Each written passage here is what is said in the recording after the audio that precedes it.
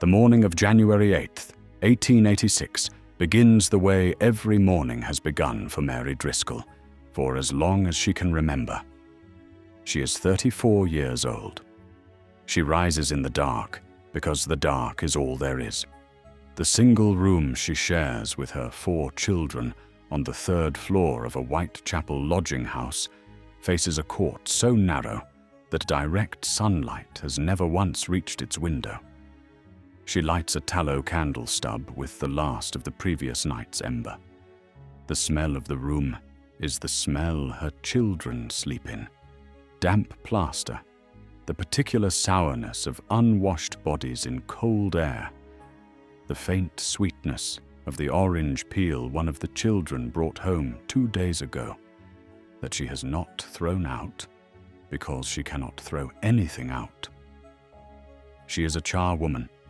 She cleans the offices and entrances of commercial buildings in the city for 4p a morning. This morning, the temperature outside is 23 degrees Fahrenheit. The water in the communal jug on the landing has frozen solid overnight. She wraps her shawl tighter and picks up her bucket. She does not know that the Thames froze last night for the first time in 40 years. She does not know that across London, in the weeks to come, hundreds of people like her will be found dead in rooms exactly like this one. Over the next 45 minutes, we follow Mary Driscoll, Arthur Munby, and Lord Salisbury through the great frost of 1886. Their stories are the story, and not all of them make it to the end. If you want history told through the people who actually lived it, subscribe. Hit like if you believe the human story matters as much as the political one. Tell us in the comments, whose story from history do you wish we knew better? Let's begin. London in January 1886 is the largest and wealthiest city in the history of human civilization. It is also, by almost any meaningful measure of human welfare, a city of catastrophic inequality. 4.5 million people live inside its boundaries. Of those 4.5 million, a significant portion, the precise figure depends on which survey you trust, but Charles Booth's poverty maps, then in preparation, would put it at roughly 30%, live in what Booth would classify as poverty. Income insufficient to maintain physical health, housing inadequate against the elements, nutrition insufficient to sustain regular labor. January 1886 arrives in this city after a decade of economic depression. The Long Depression, as historians would later name it, had been grinding through British industry and agriculture since 1873. Wages had fallen, unemployment had risen. The casual labor market, the informal economy of dockers hired by the half-day, charwomen hired by the morning, street traders working on margins measured in farthings, had contracted to the point where a week of bad weather could mean the difference between eating and not eating. The winter of 1885 to 1886 is exceptionally cold. This is not an unusual occurrence in Victorian England. There are severe winters in 1861, 1871, 1879, 1881, and 1895 as well. What makes 1886 particular is the intersection of the severe cold with the depressed economy, the specific state of the casual labor market, and the specific state of London's housing stock in its poorest districts. The cold is the trigger. The conditions are what make the trigger lethal. Mary Driscoll came to London from County Clare in 1872, part of the decades-long migration of Irish poor into the casual labor pools of East London. She was 20 years old when she arrived, traveling with her husband, Patrick, who found work as a dock laborer at the West India docks. Patrick died in 1881, a fall from a warehouse loading platform, the kind of industrial death that happened so routinely at the London docks that it generated a coroner's inquest and a brief entry in the dock company's accident register, and nothing else. Mary is now 34, widowed with 4 children: Bridget, 12, Thomas, 9, Annie, 6, and the baby, Michael, who is 3. She pays 2 shillings and 6pence a week for the single room in the Whitechapel lodging house. She earns, when the work is available, approximately 4 to 5 shillings a week from charring. The arithmetic of her life requires that every week deliver its maximum and demand its minimum. It rarely does both simultaneously. The sound of Mary's world is the sound of Whitechapel at 5 in the morning, the rumble of the overnight market carts on the commercial road, the distant noise of the early cattle being walked to Smithfield, the sound, very close through the plaster wall, of the family in the next room. The smell is the smell of her room: tallow candle, damp, the coal dust from the communal brazier in the court below that produces more smoke than heat. Mary has a habit that will matter later. When she passes a pawnbroker's window, and there are 7 pawnbrokers within 3 streets of her lodging house, she always checks what is in the window. She knows the value of things by their appearance in pawn shop windows. She is making ongoing calculations about what she owns and what it is worth in an emergency. Arthur Munby is 56 years old, a barrister and civil servant who works for the ecclesiastical commissioners in Whitehall. He is a private man of considerable eccentricity. His published poetry is respectable, if not remarkable. His public reputation is that of a cultured gentleman of middle-class means. His private life is entirely different, and it is documented in an extraordinary archive that he kept secret for the entirety of his life. Munby kept a diary. He kept it for decades, millions of words, beginning in the 1850s and running to the early 20th century. The diary was sealed on his death and not opened for 40 years. When it was finally read, it revealed a man who had spent his adult life obsessively documenting and seeking out the company of working women, charwomen, pit-brow lasses, milkmaids, street sellers, not with predatory intent, but with a compulsive, complicated curiosity about the lives of women who worked with their bodies. He talked to them, recorded what they told him, observed them, and documented what he saw with the exactness of a naturalist. In January 1886, Munby is walking the streets of London as he has always walked them, observing, recording, moving between his comfortable Whitehall lodgings and the working districts of the city with the ease of a man who is never in any danger in either world. His diary entries for the winter of 1885 to 1886 are among the most detailed contemporary records we have of what the frost looked like from street level. The sound of Arthur's world is the sound of the Inns of Court and the Embankment in winter, the click of his own good boots on stone pavements, the river traffic on the Thames heard from the Embankment Walk, the quiet of professional London at its daily work. The smell is beeswax polish and good coal and the particular dry warmth of legal chambers and government offices. Arthur has a belief that will matter later. He believes that the working poor are noble, ennobled by their labor in a way that comfortable people are not, and this belief is genuine, if deeply paternalistic, and not one that he has ever tested against actually being poor himself. Robert Arthur Talbot. Gascoigne Cecil, 3rd Marquess of Salisbury, is 55 years old. He is, as of June 1885, Prime Minister of the United Kingdom of Great Britain and Ireland, though his government is minority and fragile, and by February 1886 he will have fallen on the Irish question. In January 1886, he is the most powerful man in Britain.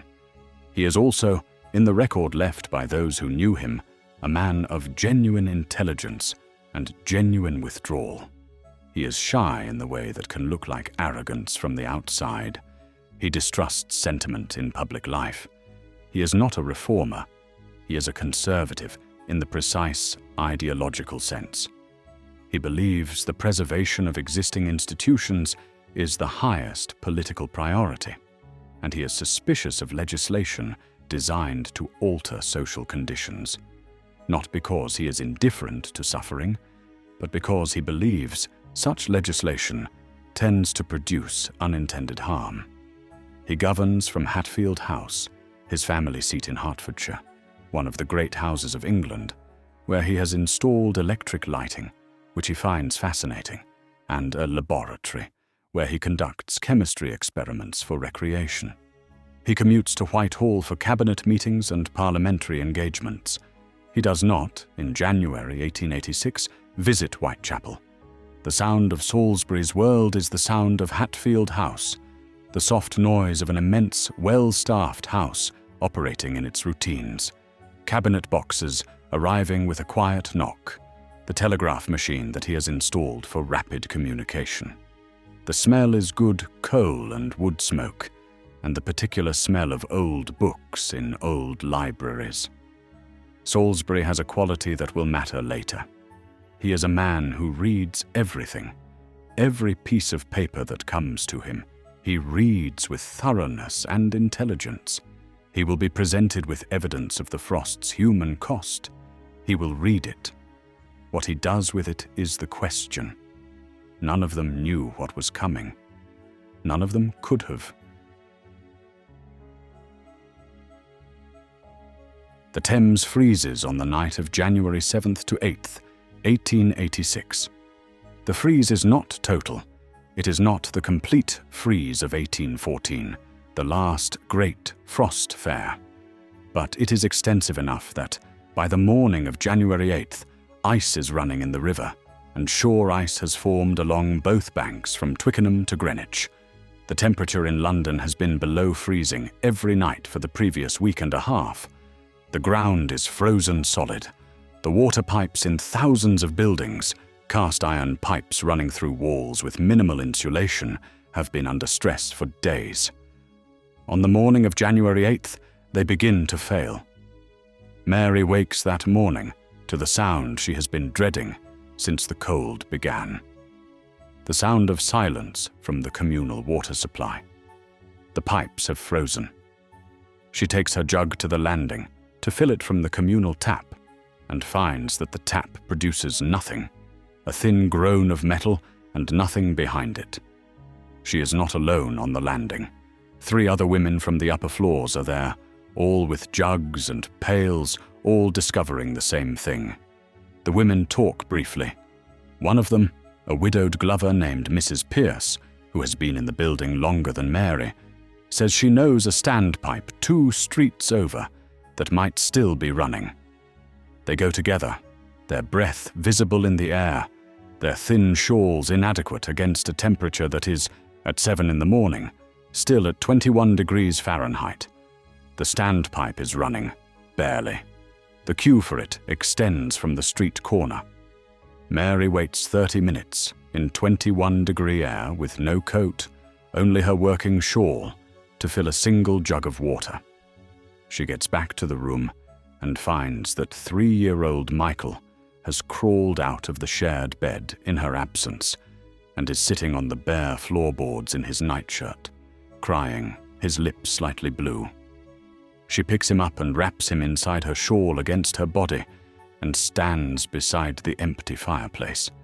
Empty because the coal allocation for the week was exhausted on Thursday, and this is Friday, and makes the calculation she has been deferring for 2 days. She cannot keep 4 children warm in this room without fuel. She has 1 shilling and 3 halfpence. Coal costs 6pence for a small sack, but the nearby coal merchant is out of the small sacks and selling only at prices she cannot meet for the quantity she would need. She goes to the pawnbrokers. Arthur Munby is on the embankment at 9 o'clock on the morning of January 8th. He is walking to Whitehall. He stops on the embankment to look at the Thames, the ice along the banks, the grey-white river, the unusual stillness of a waterway usually in constant traffic. He records the scene in his diary that evening in his characteristically precise detail. He writes that the river, is a thing of strange and melancholy beauty, and that the cold is of the penetrating, relentless kind that makes the city feel foreign to itself. He also records what he sees on the streets between his lodgings and Whitehall. A woman sitting in a doorway in Waterloo, elderly, shawl over her head, apparently asleep. He stops. He looks at her. He cannot tell if she is asleep or dead. He finds a constable. The constable goes to the woman and shakes her shoulder. She wakes. She is not dead. She is a street sleeper who has been there since before dawn because she has nowhere else to go, and the casual ward at the workhouse 2 streets over was full by 10 o'clock the previous night. Munby records the woman's face. He records that she has no shoes, only rags wrapped around her feet. He records that the constable moves her on and that she shuffles down the street in the cold in her foot rags with nowhere to go. He writes, "I stood and watched her go and did not know what to do, which is, I think, the condition of every comfortable man who passes such a sight in such weather. The coldness of this observation shames me even as I write it. That self-aware shame, recorded and then set aside. Munby walking on to Whitehall, to his warm office, to his regulated day, will echo throughout the weeks that follow. Lord Salisbury receives reports at Hatfield House.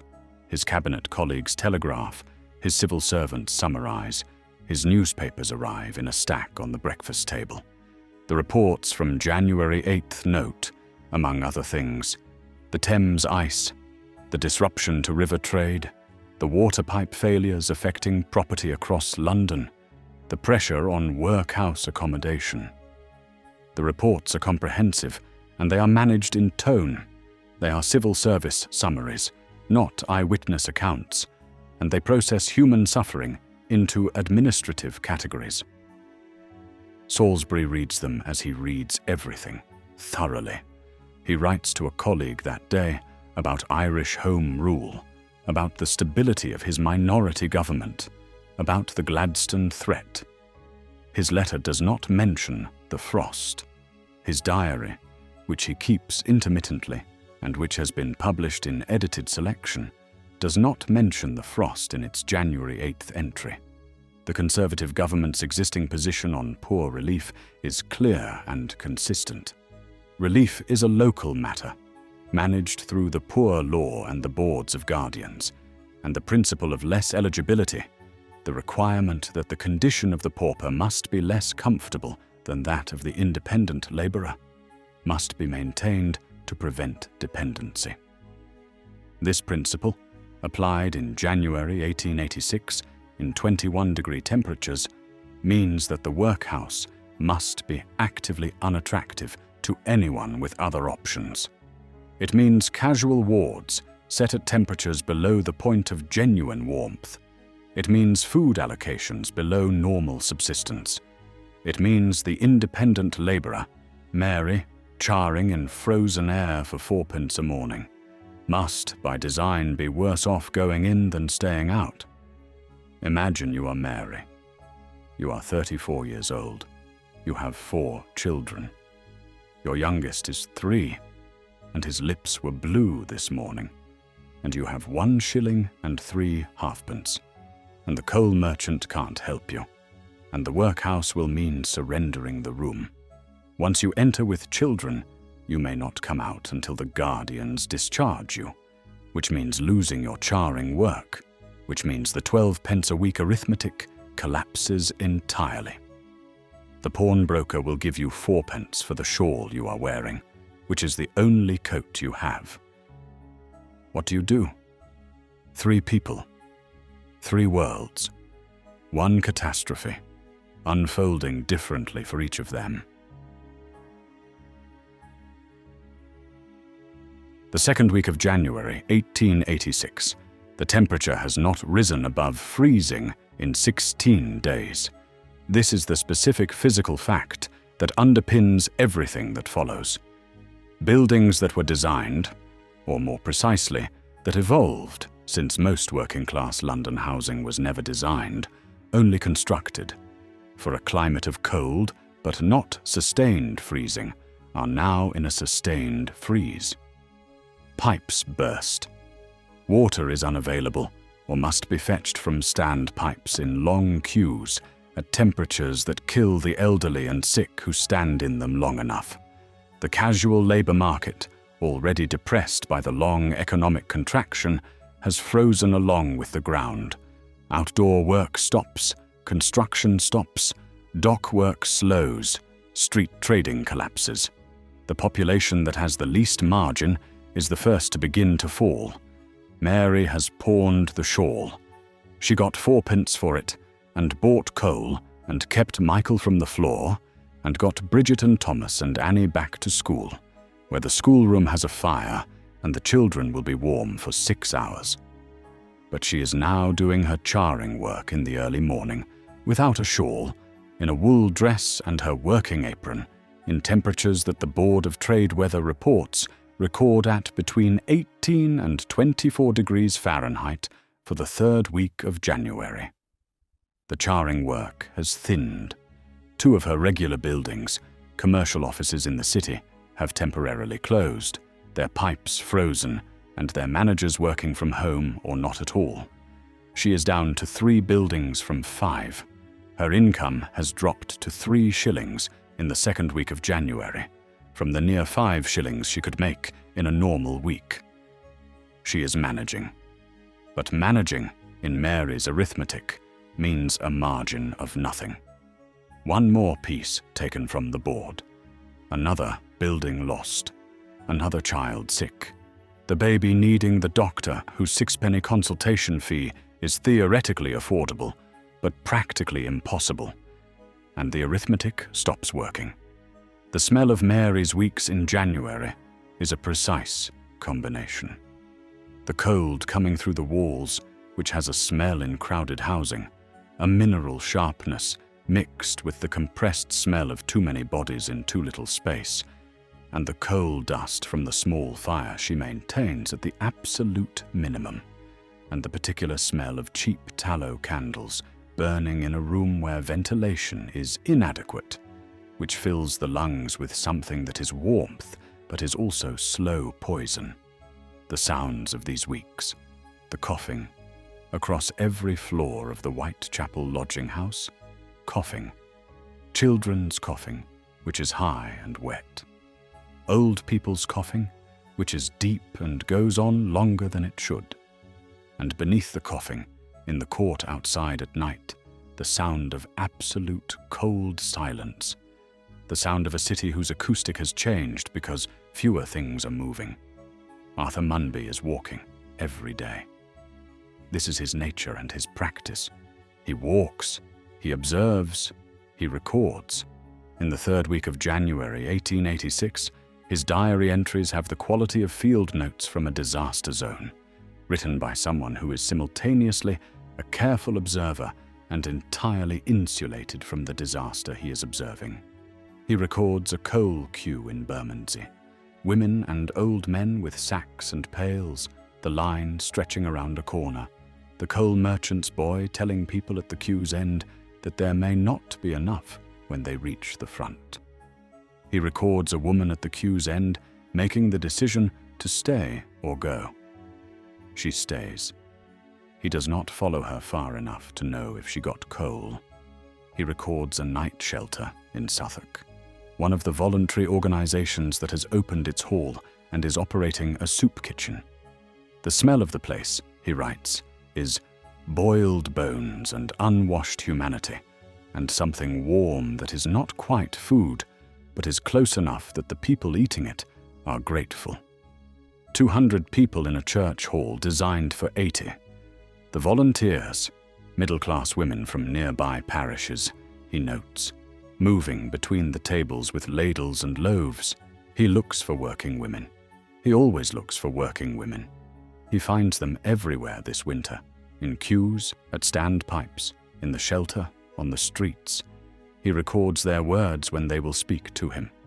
A charwoman named Ellen, he records, told him in the Southwark shelter that she had not had a full day's work in 3 weeks, and that her landlord had told her that if she missed January's rent, he would put her out, and that she was thinking of sending her 2 children to the workhouse temporarily, so she could sleep in the common lodging house for 4p a night and look for work unencumbered.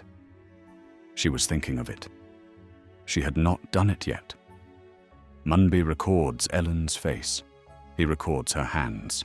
He records the specific worn texture of her dress. He does not record whether he gave her money. In all his years of observing working women, he rarely records giving money, and when he does, it is always small amounts. The observation and the financial response are separated by a wide gap that Munby never quite explains.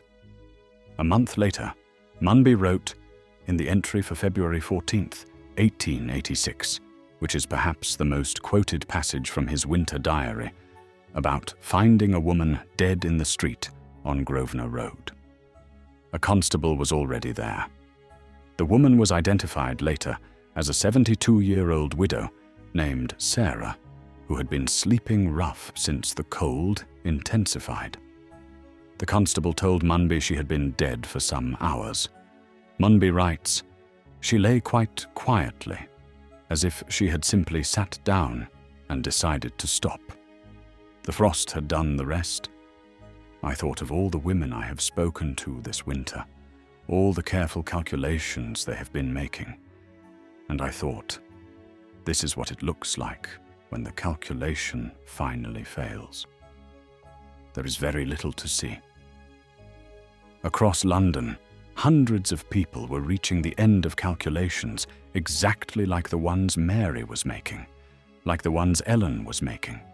The Registrar General's quarterly returns for the first 3 months of 1886 show excess mortality, deaths above the statistical baseline of several thousand, concentrated in the elderly and the very young, in the East End and South London, in the lodging houses and common dwellings of the casual poor. That number included people like Mary. Lord Salisbury's government receives, in January and February 1886, a steady stream of evidence about the human cost of the frost. The local government board, the body responsible for overseeing the Poor Law administration, submits regular reports. The Metropolitan Board of Works reports on the water supply crisis. The London charitable organisations, the Charity Organisation Society, the Society for the Relief of Distress, the parish charities, submit to Parliament requests for emergency authorisation of funds. Salisbury's government's response is coordinated through existing channels. The Poor Law Boards of Guardians are told to relax, to a limited degree, the application of less eligibility in extreme cold weather. Some additional funding is authorised for local relief. The response is not nothing. But while Salisbury's government is managing the administrative response, something else is happening in London that will, within weeks, become the political crisis that ends his government. The unemployed men of London, not Mary's world of charwomen, but the world of the unskilled male casual labourers, also devastated by the cold and the depression, are organising. February 8th, 1886, a week before Munby finds Sarah dead on Grosvenor Road, a meeting of unemployed workers in Trafalgar Square, organised by radical groups, turns to riot. The crowd moves into the West End, through Pall Mall and Piccadilly, smashing windows, rolling carriages, looting shops. The riot, known as the West End Riots or Black Monday, is not the frost in a direct sense. It is the frost compounded with the depression, compounded with a decade of deferred anger. But the frost is in it. The cold is in it. Mary's shawl in the pawnbroker's window is in it somewhere. While Mary's story was moving toward its crisis point in the cold rooms of Whitechapel, Brother Thomas kept recording. What he wrote next is among the most remarkable accounts of the period. Hatfield House, in February 1886, is, by any standard of human comfort, extraordinary. The house itself is Jacobean, built in 1611, one of the great historic houses of England. Salisbury has extended and modernized it. The electric lighting he installed in the 1880s makes it one of the first great houses in England to be lit by electricity. The generating equipment is in the stables. The wiring runs through the house's ancient walls. The effect, visitors recorded, was remarkable. The old house made luminous by new technology, the contradiction embodied in stone and wire. Salisbury's household in February 1886 runs on a staff of approximately 40. The house is warm, coal-fired, the coal supply managed by his estate, not subject to the merchant shortages and queue systems that govern Mary's access to the same commodity. His correspondence is managed by secretaries. His meals are prepared by a cook. His library is heated to a working temperature every morning before he enters it. He is also genuinely working. This should be stated clearly because it matters. Salisbury in February 1886 is managing a political crisis of the first order. His minority government is surviving on a daily basis, dependent on liberal support that is becoming increasingly conditional on the Irish question. He is reading intelligence reports about the Trafalgar Square riots, receiving communications from Metropolitan Police about public order, managing the political fallout from the worst social unrest in London in a generation. We have his correspondence from this period. Read carefully what he chose to record and what he didn't. The correspondence is dense with Irish Home Rule, with parliamentary arithmetic, with the management of his cabinet colleagues, with foreign policy. There is a letter to the Home Secretary about the Trafalgar Square riots, firm, clear, focused entirely on public order. There is no letter from this period in the archive focused on the frost mortality.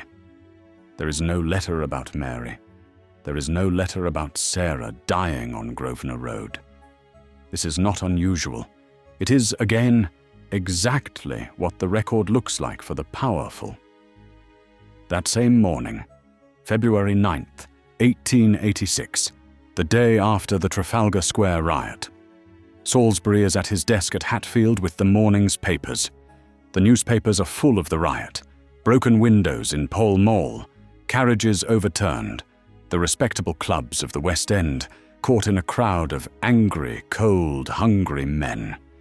His focus is on the political meaning of the riot, what it means for public order, what it means for his government's stability, what response it requires. That same morning, Mary Driscoll is in a bed in the Whitechapel Infirmary. She has been there since February 6th, admitted with bronchopneumonia, the specific combination of cold exposure and respiratory infection that the Victorian medical establishment knew perfectly well was primarily a disease of poverty and inadequate housing.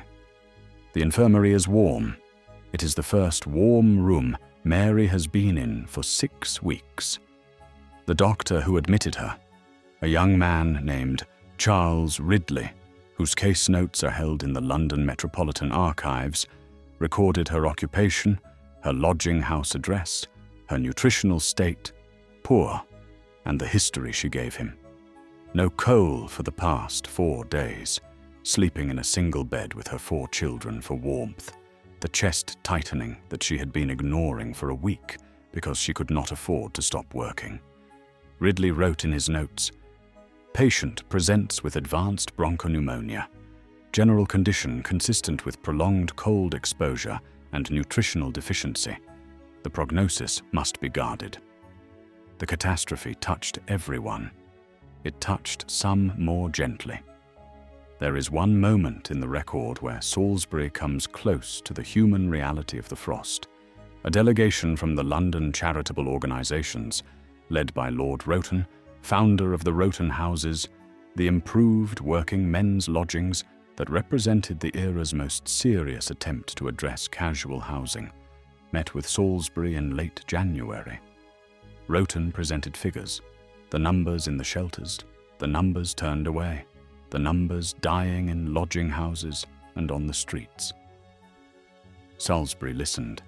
He asked intelligent questions. He expressed sympathy in the language available to him, formal, restrained, the sympathy of a man who has processed suffering as a policy category for so long that the individual beneath the category has become difficult to locate. He did not alter the fundamental framework of poor law administration. He could not in the weeks remaining to his government, and his government would fall in February before the worst of the mortality data was compiled. But he had the information. The information reached him. What he did not have, or could not access, or chose not to access, was the room. Mary's room. The room where the calculation was being made nightly with 1 shilling and 3 halfpence and 4 children and the receding supply of anything to pawn. The distance between Hatfield House and Whitechapel is 23 miles. In every way that matters, it was further than that. Mary Driscoll survives. This is the documented fact, and it is stated first because it matters more than the near miss. She is in the Whitechapel Infirmary from February 6th to February 23rd, 1886. She is treated for bronchopneumonia and discharged. The case notes record improved. Not recovered, improved. The distinction is the doctor's own, and it is precise. She is better. She is not well. The structural conditions that produced the illness will be waiting for her on her return to the room on the 3rd floor. Her children spent the weeks of Mary's hospitalization partly with Mrs. Pierce from the Landing, the woman who showed her the standpipe in January, and partly in the workhouse children's ward, which Bridget, the 12-year-old, arranged herself by going to the Board of Guardians without her mother's knowledge or instruction. Bridget is 12 years old, and she arranged this. The record of the Board of Guardians for the Whitechapel Union shows the admission of 3 children, Thomas Driscoll, Annie Driscoll, and Michael Driscoll, February 8th, 1886. Bridget herself is listed as employed. She found temporary work as a match folder, one of the casual industries that employed children in East London's garment and manufacturing trades. Mary returns to the room on February 23rd. The infirmary has given her a blanket. It is the only new thing she owns. The question of what the frost left behind for Mary is answered in 2 registers: the immediate and the long term. Immediately. She is alive. Her children are alive. The room is intact. The charring work, 3 of the 5 buildings, has resumed as the city thaws. The arithmetic of her life restarts from close to where it was in December, minus the shawl that is still in the pawnbroker's window, and the 6 weeks of income she did not earn while ill. Long term, the 1886 frost is one of several Victorian winters that contribute, slowly and not in any single jump, to the evidence base that leads toward the old age pension and the beginning of the national insurance framework in the early 20th century. The frost of 1886 is not Beveridge, but it is one of the winters that makes Beveridge conceivable. Arthur Munby continues to walk and record through the spring thaw of 1886. His diary entries from March 1886 describe the thaw with the same precise attention he brought to the freeze. The smell of the thaw, which he describes as the smell of winter's failure, mud and rust and things that had been stopped and are moving again, not cleanly. The sound of the city returning, the river traffic resuming, the street markets loud again after weeks of frozen silence, the particular noise of London finding its ordinary pitch. He records a woman he speaks to in Bermondsey in March, a laundress, not Mary, not any named woman from the frost period, who tells him that 3 people she knew in her building died in January, She names them. Munby records the names. An elderly man, 68. A woman, 61, who had been a rag sorter. A child, 18 months. The laundress says the child died on a Wednesday and was not found until Friday because no one wanted to go into the room. She says this without the quality of someone reporting a unique event. She says it the way she would say, a wall had fallen or a pipe had burst. It happened. It was terrible. The world continued. Munby writes, she spoke of it as of a natural event. And I suppose it was, if you define natural as inevitable under the conditions that existed. I am not sure whether her equanimity is wisdom or something that it would be terrible to call wisdom. I don't know how to think about this, and I have been trying all winter. In 1994, researchers at the Wellcome Institute, analyzing Victorian mortality records, identified what they called a cold cluster in the Whitechapel Union burial records for January and February 1886.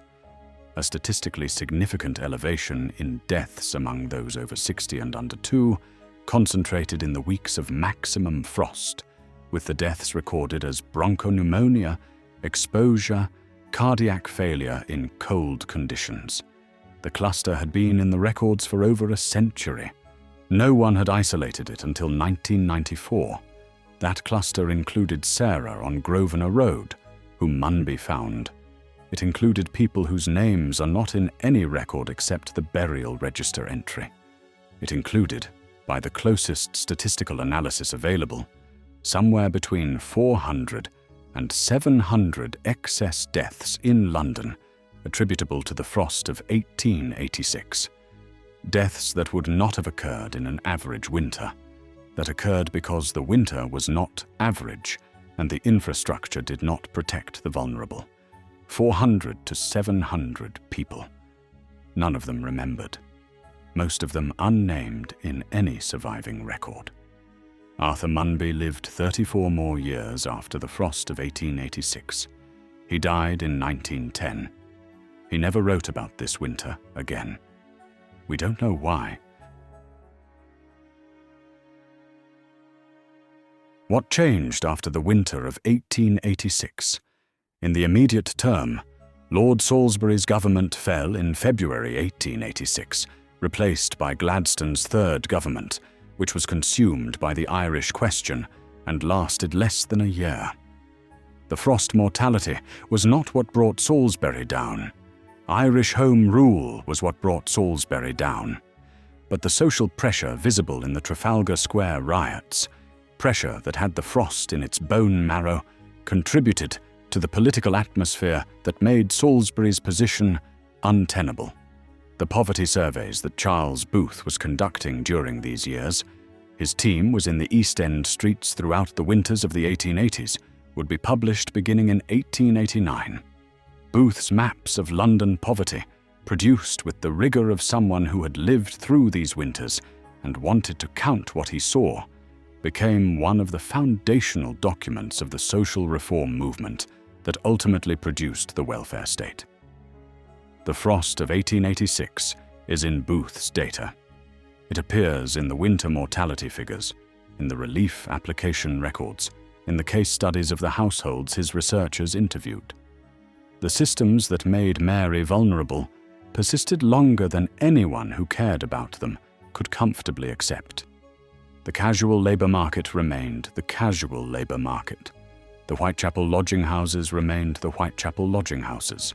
The coal supply remained privately distributed on market principles, with no emergency allocation for the poor during extreme cold. The frost of 1895, 9 years later, killed on essentially the same basis as the frost of 1886, for essentially the same reasons, in essentially the same streets. The memory of these specific people was preserved in inverse proportion to their social importance. Lord Salisbury is in every history of the Victorian era. Arthur Munby's diary is at Trinity College, Cambridge, available to researchers, one of the most significant working-class social documents of the century.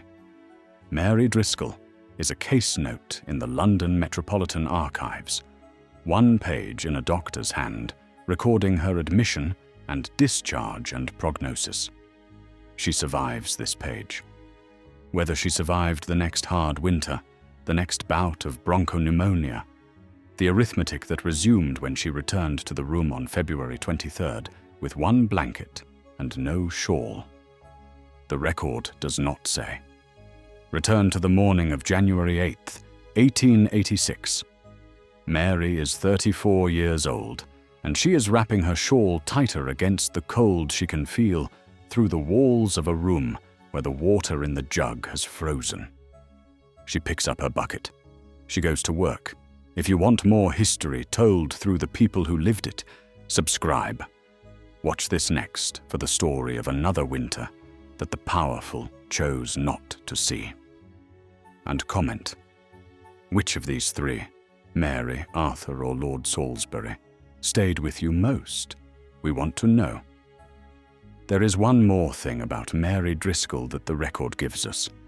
The case note from the Whitechapel Infirmary records, under the section for personal effects brought in with the patient, a single item: a pawnbroker's ticket.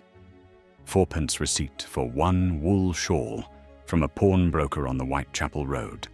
The ticket is in the record because it was in her pocket when they admitted her. She kept the ticket. She held on to the 4p receipt for a shawl she needed back. Through 6 weeks in the infirmary, through bronchopneumonia, through whatever happened in that room when her lungs were tightening and she was trying to decide whether she could afford to stop working. She kept it because 4p was what the shawl was worth. Because when the arithmetic became possible again, she would need to know exactly where she stood. That is the record. That is who she was. End of script.